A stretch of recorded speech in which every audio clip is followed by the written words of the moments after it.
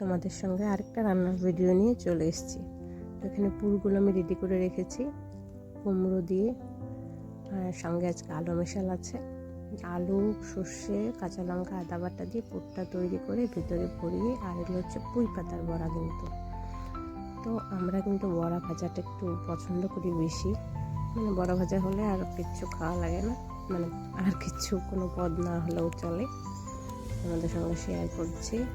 আমি সকালে খাবার নিয়ে বসে পড়েছি। ভিডিওটা আমি একটু নিজে করেছি, তো একটু অ্যাডজাস্ট করে নিও। বড়া ভাজা, আর এটা হচ্ছে মুড়ি ঘন্ট। মুড়ি ঘন্ট তোমরা অনেকভাবেই রান্না করো, আমিও একটু জানি না তোমাদের সঙ্গে মিলবে কি না। যাই হোক, যদি কেমন লাগলো অবশ্যই জানাবে। সবাইকে অনেক অনেক ধন্যবাদ। সবাই ভালো থেকো, সুস্থ থেকো।